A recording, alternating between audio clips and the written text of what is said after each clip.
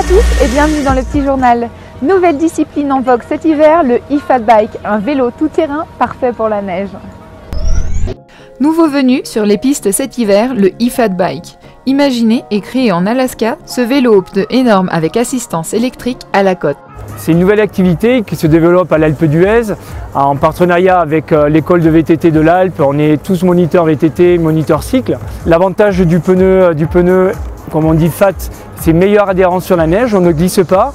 L'assistance électrique nous permet de monter des petites côtes sans être fatigué, à la portée de tout le monde. C'est ouvert à toute la famille. Le e-fat bike offre une nouvelle expérience de la neige avec des perspectives multiples. De plus, il s'inscrit dans une logique respectueuse de l'environnement. L'avantage d'être accompagné d'un moniteur VTT, on peut monter par les télécabines et on va vers les lacs Besson. On peut faire des sorties lever de soleil, ça veut dire qu'on part de l'Alpe d'Huez le matin en frontal et on monte en moins de 20 minutes, on monte au-dessus de l'Alpe d'Huez ou le soir, on attend que les pistes ferment, que le soleil tombe. On est tous en cohésion avec la nature, on n'a plus le bruit des remontées mécaniques. L'essayer, c'est l'adopter. Une fois aux commandes de l'engin, les préjugés tombent et laissent place au plaisir. Je suis pas très fan de vélo à la base et je me suis dit attends, vélo sur neige, je vais finir les fesses par terre. Et au final non seulement c'est trop bien parce qu'en plus on est très stable et puis tu as ce côté grisant avec la vitesse et tout. Et... C'est ça, c'est le dérapage, tu te dis je vais me planter. Je me suis plantée mais bon ça c'est pas grave, ça fait partie du fun mais ouais franchement c'était vraiment top. Au Canada, on compte déjà 2000 km de sentiers dédiés.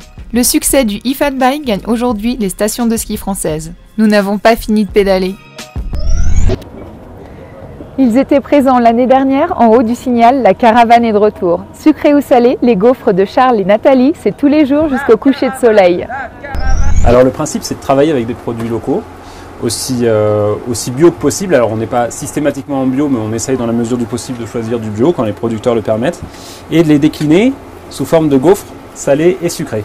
Voilà, et puis sinon on travaille aussi sur du sucré, donc on fait tout maison bien sûr, c'est dans la logique aussi de Signal 2108 qui est donc voilà, premier maître restaurateur de l'Alpe d'Huez, d'où le partenariat.